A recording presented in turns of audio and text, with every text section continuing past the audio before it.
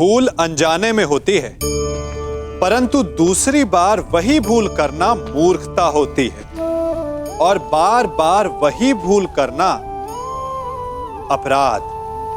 यह अपराध इसलिए है क्योंकि हमारी आने वाली पीढ़ी बार बार की गई इस भूल को नीति मानकर उसका पालन करने लगती है, और अगली आने वाली पीढ़ी उसे नियम बना लेती है। तो हुआ ना अपराध। जब हम चलते हैं तब अपने पद चिन्ह पीछे छोड़ आते हैं और हमारे पश्चात आने वाले उस पथ को सही पथ समझकर उस अनुचित मार्ग पर आगे बढ़ जाते हैं। तो क्या किया जाए? माना कि कुछ भूल को सुधारा नहीं जा सकता, परंतु उनके चिन्ह धुंधले अवश्य किए जा सकते हैं ताकि आने वाली पीढ़ी उसका पालन ना करे, और यही भूल को सुधारने का सबसे श्रेष्ठ मार्ग है।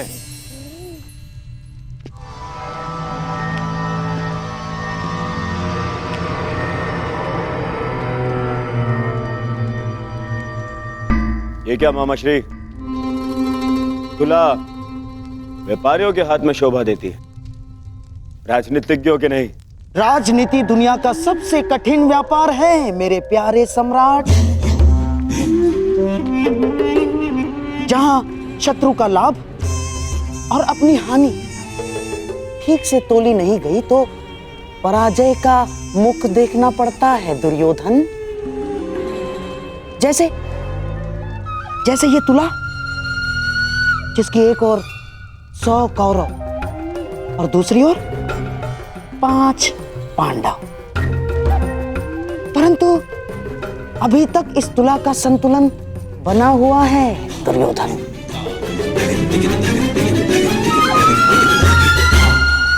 और ये है दिग्विजय, और दिग्विजय के पश्चात शक्ति का संतुलन हमारे पक्ष में होगा।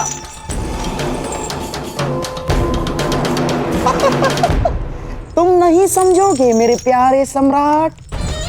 राजनीति तुम्हारे बस का व्यापार नहीं ना।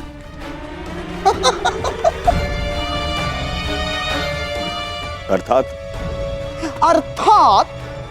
एक चतुर राजनीतिज्ञ के लिए यह आवश्यक है कि अपनी शक्ति बढ़ाने के साथ साथ शत्रु की शक्ति का नाश भी करे। तुला का भार अपने पलड़े की ओर करने के लिए यह आवश्यक नहीं है कि अपना भार बढ़ा लिया जाए। शत्रु का भार कम करके भी यह सब किया जा सकता है दुर्योधन। मामाश्री, आपकी ये बातें मेरी समझ के तो बाहर है, परंतु भविष्य मेरे दृष्टि के भीतर है दुर्योधन।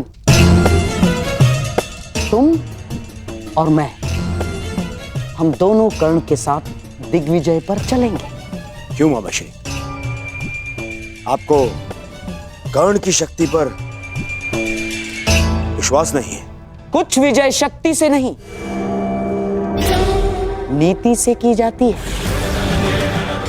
कर्ण तुम्हारी शक्ति बढ़ाने के लिए दिग्विजय करेगा, और हम पांडवों की शक्ति कम करने के लिए संधि करेंगे। और पांडवों की सबसे बड़ी शक्ति है वासुदेव कृष्ण, और हमारा लक्ष्य है या तो वासुदेव कृष्ण हमारे पलड़े में आ जाए या तो पांडवों के पलड़े से हट जाए।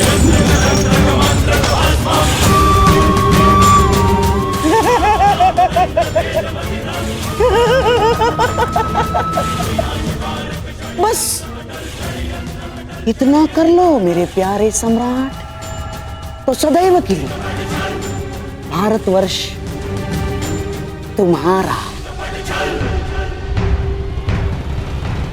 वासुदेव कृष्ण।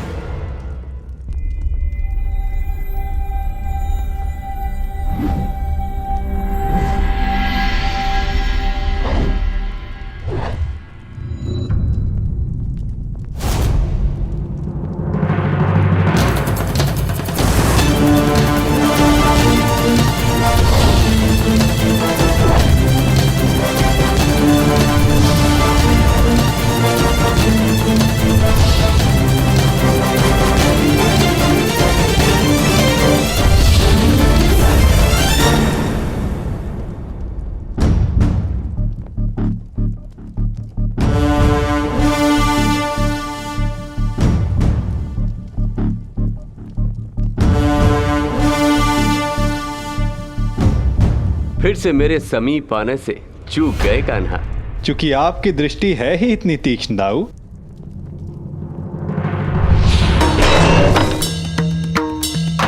यदि रक्षक की दृष्टि तीक्ष्ण ना हुई तो शत्रु का कार्य सरल हो जाता है कान्हा। और मेरी दृष्टि से आज तक कोई भी दुश्मन की परछाई बच के नहीं जा सकी आज तक, और मेरे प्रहार से शत्रु के प्राण।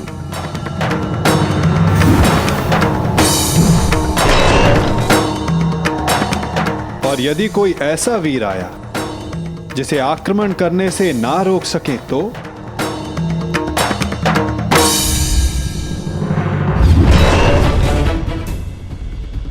यदि वो कोई मनुष्य हुआ तो अपने काल को पुकारेगा, यदि वो राक्षस हुआ तो वो अपने प्राणों की भिक्षा मांगेगा।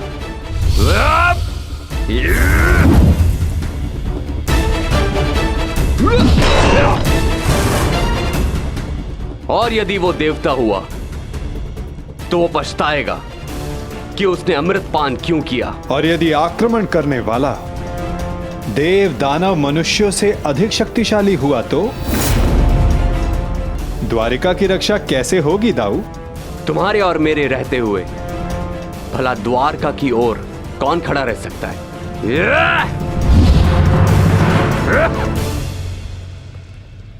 और यदि ऐसा कोई हो जो आपके और मेरे समक्ष खड़ा हो सके तो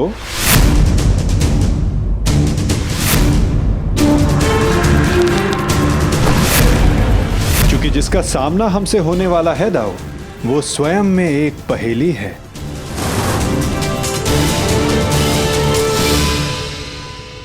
कब कौन समक्ष आ जाए कुछ कहा नहीं जा सकता दाऊ।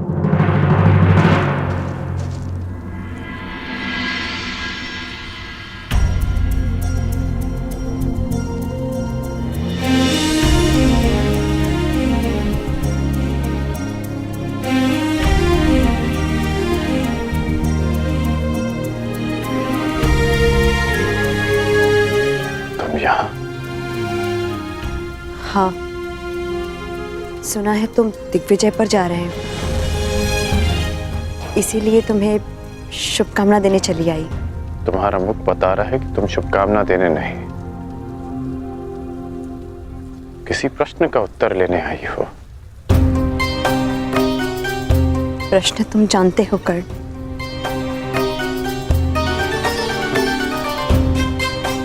जानता हूं कि मेरा लक्ष्य क्या है, कि मैंने एक महान परिवर्तन का वचन दिया था। वैशाली, मैं उसी परिवर्तन की आशा में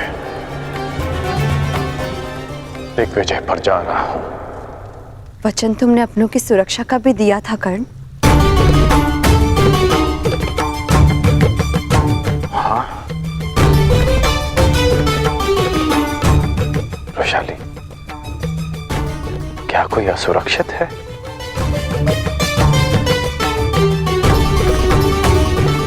किसी को उसके अधिकारों से वंचित किया गया है क्या? हाँ, तुम्हारे अपनों में तुम्हारे राज्य के निवासियों के अतिरिक्त कोई और भी सम्मिलित है कर्ण।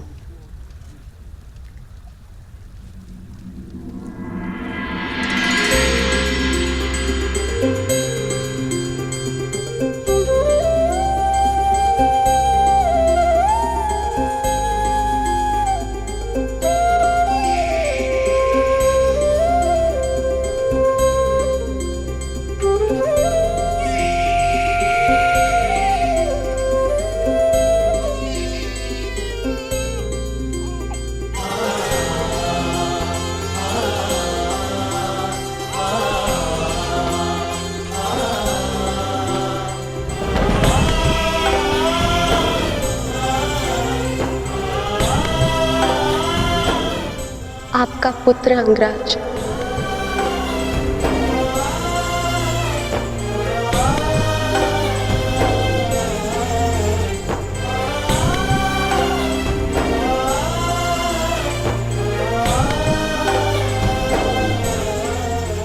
इसका नाम क्या रखा?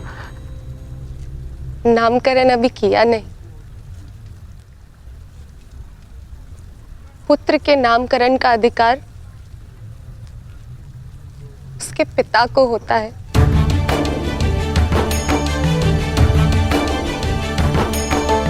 मेरा मानना है कि वृक्ष पर सबसे पहला अधिकार भूमि का होता है, बीज का नहीं। उसी भांति एक संतान पर सबसे पहला अधिकार उसकी माता का होता है, जो 9 महीने अपने गर्भ में से रखती है। इसलिए सुप्रिया,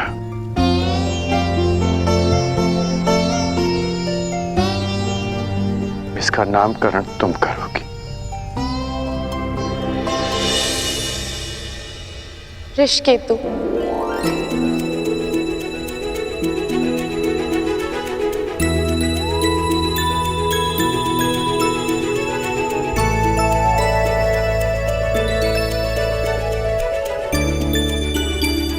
उस रुशाली के नाम पर जिसके त्याग के कारण मैंने आपको पति के रूप में पाया, मैं उसका नाम अपने पुत्र को देना चाहती हूँ।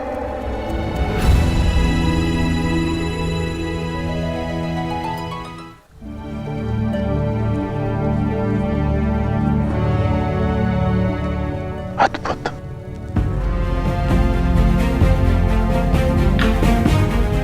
ये नाम सदा इसे परिवर्तन का मार्ग दिखाता रहेगा।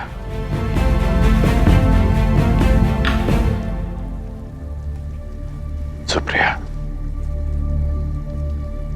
मैं नहीं जानता कि दिग्विजय पूर्ण होने में कितने वर्ष लगेंगे।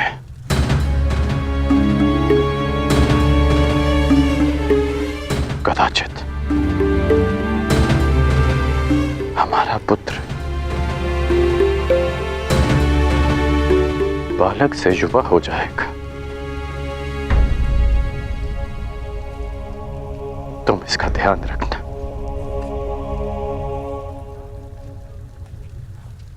इसे कर्ण मत मनने देना।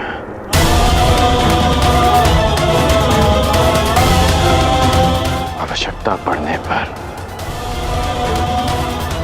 इसे वचन तोड़ना भी सिखाना।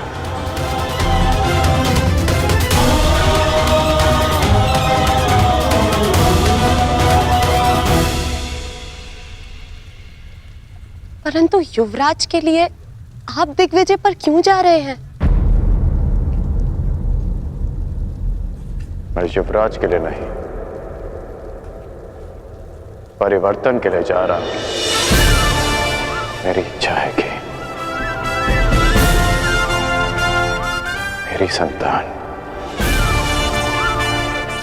एक नए भारत में पले, परिवर्तित भारत में, जहां कोई अन्याय ना हो, अत्याचार ना हो, कोई भेदभाव ना हो, जहां श्रेष्ठता जन्म से सिद्ध ना हो, अपितु कर्म से सिद्ध हो, जहां किसी और कारण को नियमों में बांधकर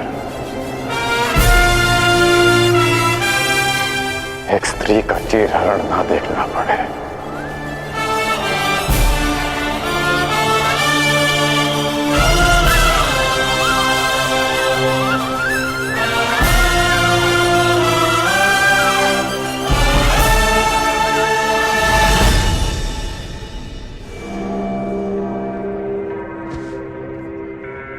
कुछ शेष तो नहीं रह गया? जी नहीं। मेरी पान सुपारी जी। और मिष्ठान? जी, आपके अंग वस्त्र भी। जाओ। अमाश्री, इतनी सारी सामग्री? युद्ध पर जा रहे हो सम्राट, वन विहार पर नहीं। और ये सारी वस्तुएं महत्वपूर्ण है। हर एक वस्तु काम की है, जैसे पान। पान इसलिए कि रात्रि तुम जग सको। किसे ज्ञात शत्रु रात्रि में आक्रमण कर दे। और हाँ, मिष्ठान्न इसलिए कि आवश्यकता पड़ने पर भूखा ना मरना पड़े। अतिरिक्त अंग वस्त्र भी ले लिए हैं मैंने, आवश्यकता पड़े तो ले लेना। ये सब क्या है गांधार नरेश?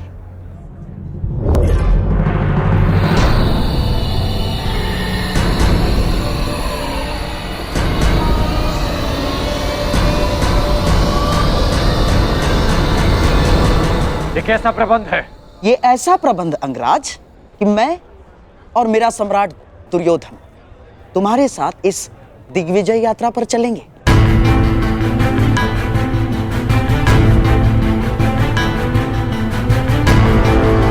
परंतु इसकी क्या आवश्यकता है?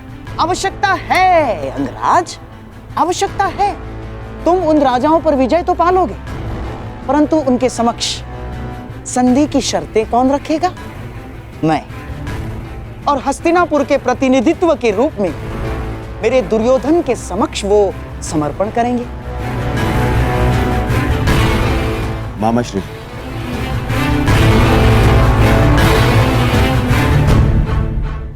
मित्र, मैं केवल इसलिए चल रहा हूं ताकि अपनी आंखों से तुम्हें सभी राजाओं पर विजय प्राप्त करते हुए देख सकूं।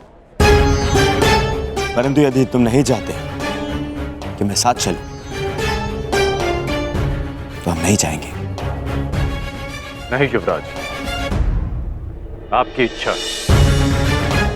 इस सेवक के लिए आदेश है, मुझे कोई आपत्ति नहीं। तो ठीक है, हम दिग्विजय यात्रा का प्रारंभ द्वारका से करेंगे। पांचाल दिग्विजय यात्रा पांचाल से आरंभ होगी।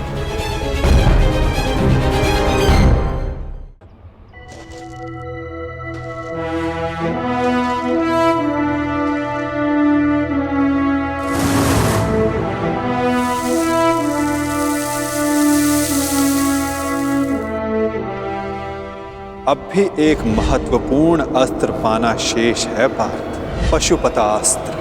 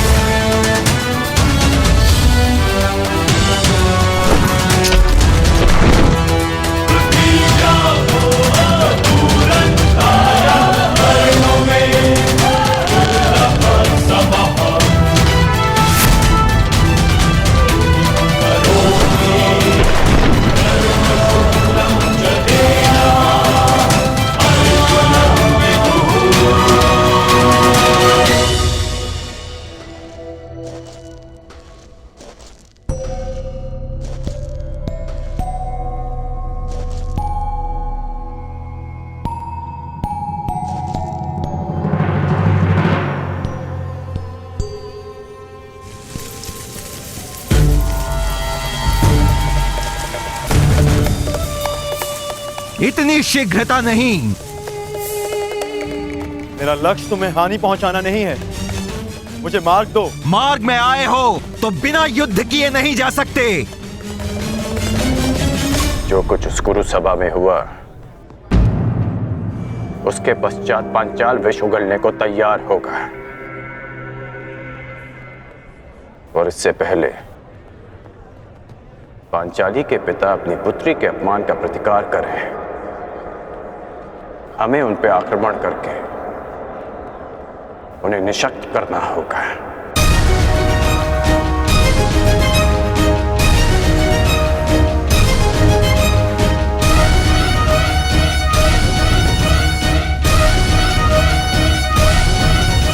मामाश्री, शत्रु का पलड़ा अभी हल्का हो या बाद में, हमारा पलड़ा सदैव भारी रहेगा, क्योंकि हमारे पास कर्ण है।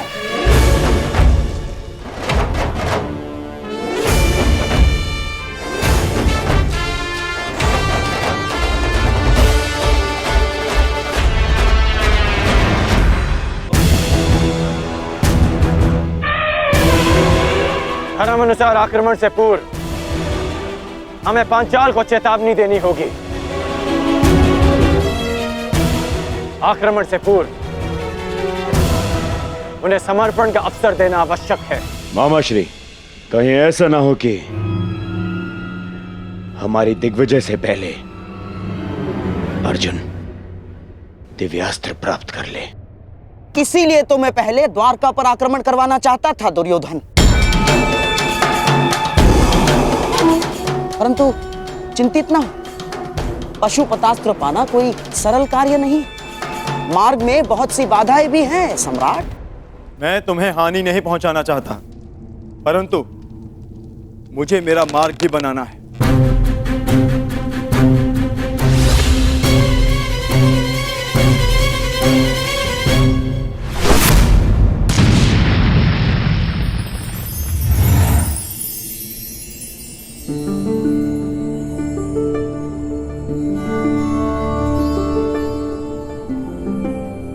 मैंने आज तक तुम जैसा मनुष्य नहीं देखा, इतना हठी परंतु इतना चैतन्य। तुम्हें मार्ग देकर मुझे आनंद की प्राप्ति होगी।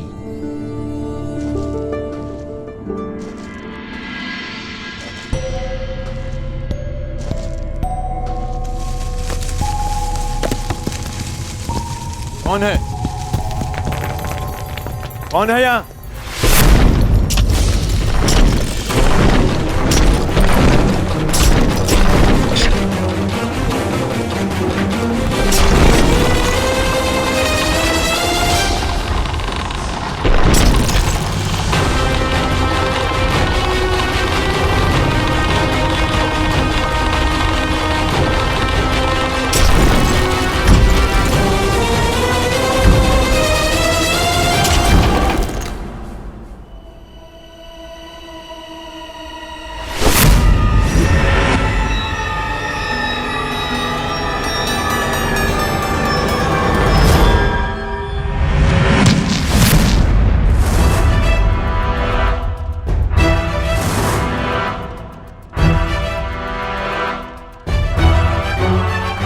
ये तो महागुरु परशुराम के शिष्य का संदेश है,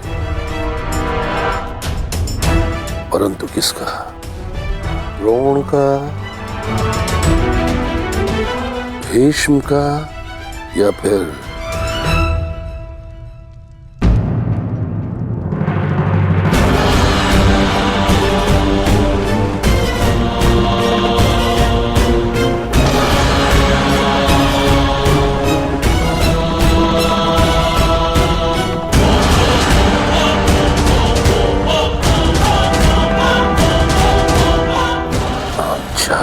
अधीनता स्वीकार नहीं है। वो दुर्योधन भूल गया कि युद्ध में उसका और उसकी सेना का क्या परिणाम हुआ था। अपने गुरु द्रोणाचार्य के लिए गुरु दक्षिणा लेने आया था वो, परंतु हमने स्वयं उसे उसके प्राणों की दक्षिणा दी। जिस हस्तिनापुर में हमारी पुत्री का अपमान हुआ, उस हस्तिनापुर से संधि कदापि नहीं। अपनी पुत्री के अपमान का प्रतिशोध हम लेंगे।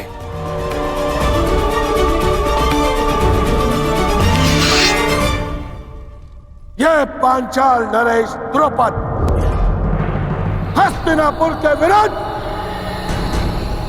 युद्ध का शंखनाद करता है। धृष्टद्युम्न, पांचाल के सबसे घातक अस्त्र को प्रस्तुत करने का समय आ गया है।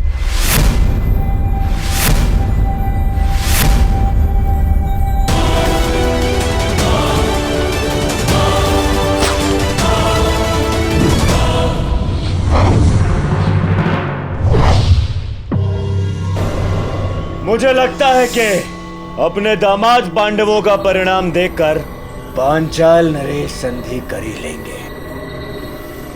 मुझे विपरीत उत्तर की अपेक्षा है युवराज।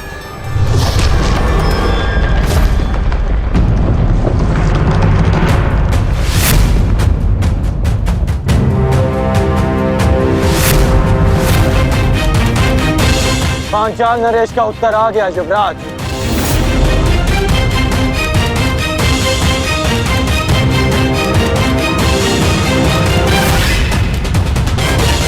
शांति सदा युद्ध से श्रेष्ठ होती है। हमने शांति का प्रयास किया जो निष्फल रहा। अब शांति का अपमान करने का फल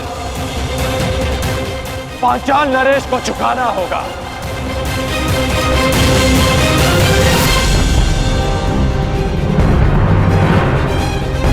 अब जब युद्ध निश्चित है अंगराज, तो सावधान रहना।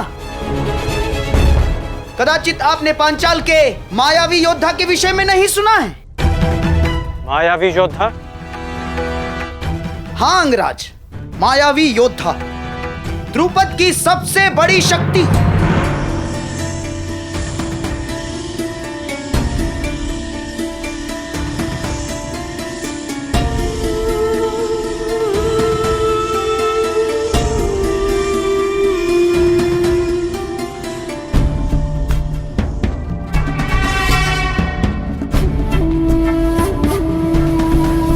हस्तिनापुर ने पांचाल पर आक्रमण कर दिया है और इस समय पांचाल की ढाल तुम हो। तुम्हें इस युद्ध में भाग लेना ही होगा।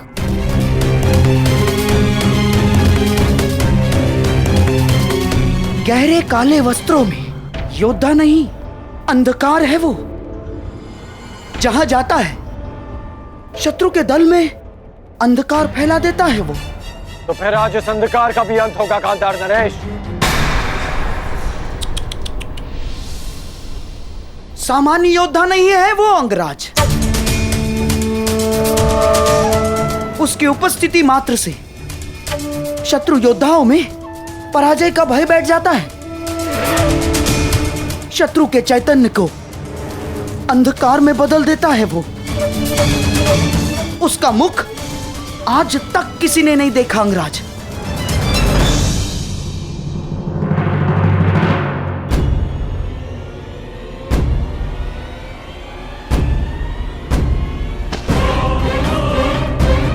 यही अवसर है पांचाल की रक्षा करने का और अपना प्रतिशोध लेने का, जिसकी कई जन्मों से प्रतीक्षा थी तुम्हें। यदि इस युद्ध में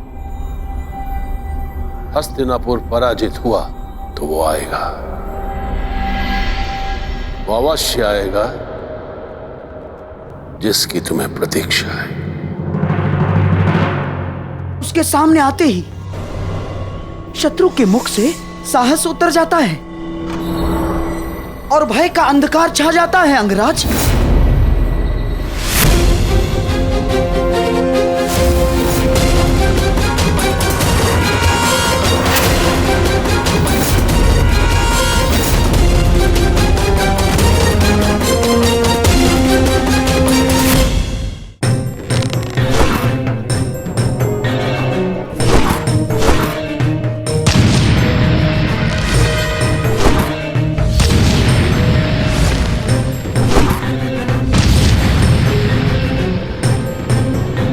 चट्टान पर बाणों का प्रभाव क्यों नहीं हो रहा?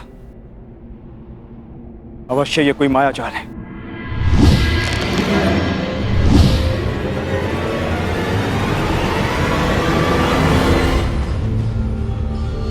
मैं तुम्हें चेतावनी देता हूं, मुझे युद्ध के लिए विवश मत करो। जिस किसी का भी ये मायाजाल रचा है मेरे समक्ष प्रस्तुत हो।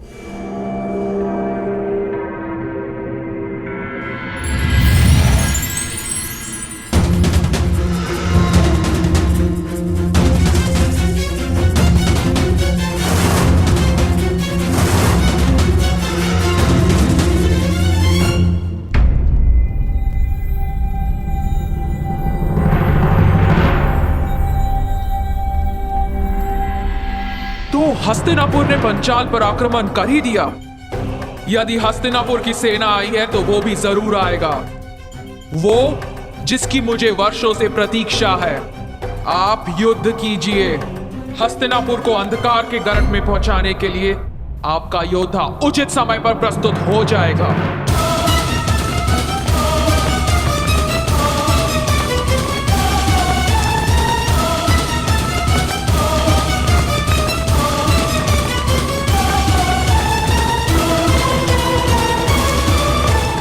लगता है पांचाल नरेश अपनी सारी सेना ले आए। तो आज पांचाल की सारी सेना का नाश होगा।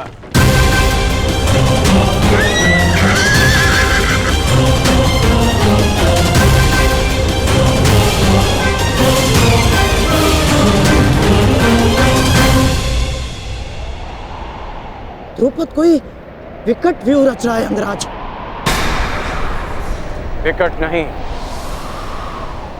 महाविकट व्यू गांधार नरेश।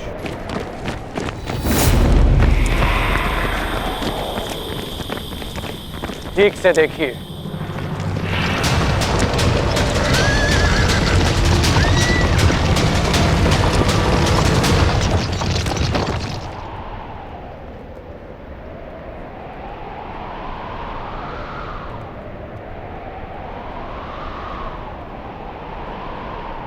पूंछ की ओर से सेना का प्रवाह आगे होगा और 6 फनों की अगुवाई करेंगे 6 महारथी।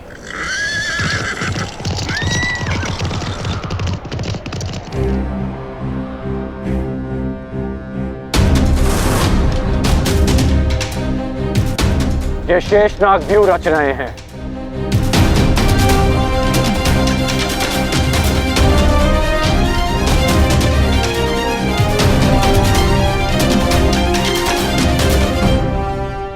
पहले ही प्रयाण में इतनी बड़ी समस्या। हम वन भ्रमण पर नहीं, दिग्विजय पर निकले हैं गांधार नरेश। दिग्विजयों का सामना तो करना ही होगा।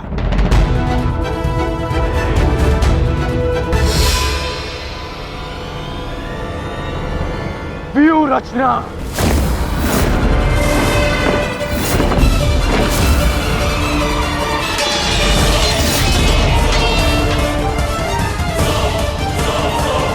शेषनाग व्यू का उत्तर है गरुड़ व्यू।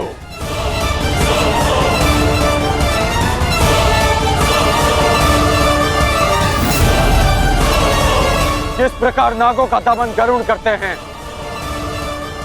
उसी प्रकार हमारा व्यू पांचाल की सेना को छिन्न भिन्न कर देगा। अद्भुत मित्र, अद्भुत। पांचाल नरेश, ये हस्तिनापुर की ओर से अंतिम चेतावनी है। अंतिम अवसर है आपके पास। युवराज दुर्योधन से संधि कर लीजिए। वही दुर्योधन ना जो पिछले युद्ध में हमारे हाथों बंदी बना था। वो दुर्योधन मित्रता के योग्य नहीं है।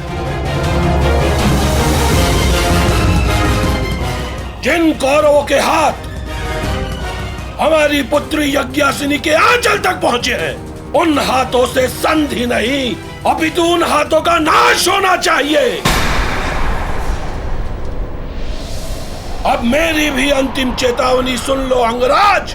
तुम्हारा भला इसी में है कि लौट जाओ, अन्यथा जिस प्रकार चक्की में चने के साथ धुन भी पीसी जाती है, उसी प्रकार इस दुर्योधन के साथ तुम्हारा भी नाश होगा।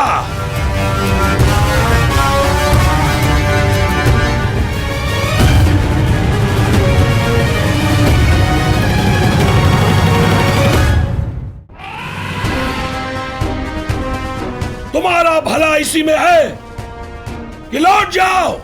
सबसे श्रेष्ठ युद्ध वो है जो कभी ना हो। जो शांति से प्राप्त हो सकता है वो युद्ध से नहीं। क्षमा करना नटवर, कुछ मनुष्य युद्ध से पूर्व शांति का महत्व नहीं समझते। आक्रमण! आक्रमण!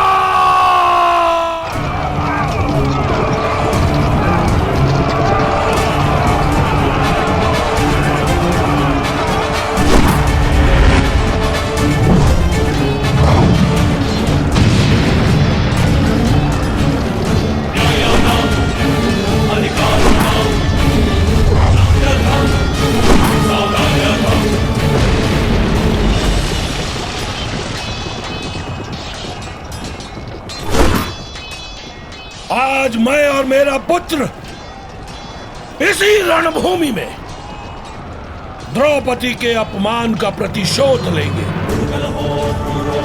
आज पांचाल की पांचों नदियां कौरव सेना के नाश की साक्षी बनेगी।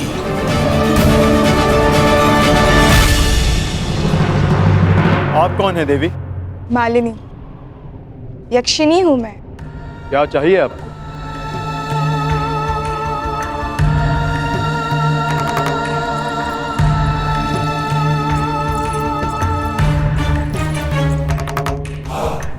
तुम्हारा प्रेम।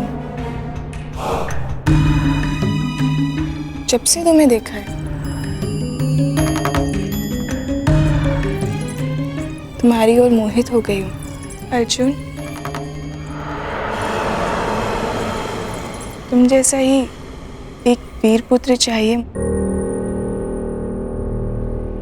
मुझे स्वीकार करो। क्षमा चाहता हूँ, मैंने ब्रह्मचर्य व्रत लिया है। व्रत और संकल्प दोनों ही तोड़ने के लिए बने हैं। विश्वामित्र ने भी मेनका के लिए अपनी तपस्या तोड़ दी थी, तुम भी तोड़ दो मेरे लिए।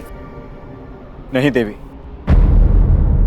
जब तक मैं पशुपत अस्त्र प्राप्त नहीं कर लेता, मैं अपनी प्रतिज्ञा से बंधा।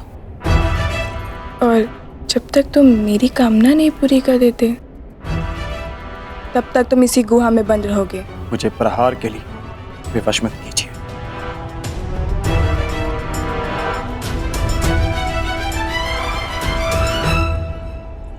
प्रयास करो। स्त्री पर अस्त्र उठाना क्षत्रिय धर्म नहीं, परंतु जो स्त्री काम वेश में आकर पुरुष का धर्म भंग करना चाहे, जिसे मर्यादा का ज्ञान ना हो, जो अपनी ही काम पूर्ति के लिए अपनी शक्तियों का दुरुपयोग करे, उसे राक्षसी माना गया। और एक राक्षसी पर अस्त्र उठाना क्षत्रिय धर्म है। सावधान!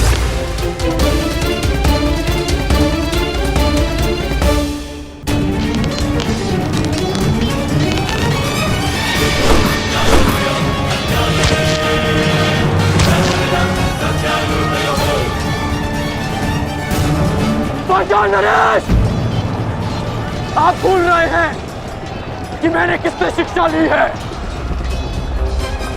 कदाचित आपने मुझे स्वयंवर में अपने कौशल प्रदर्शन का अवसर दिया होता, तो आज आप मुझसे युद्ध करने का दुस्साहस नहीं करते।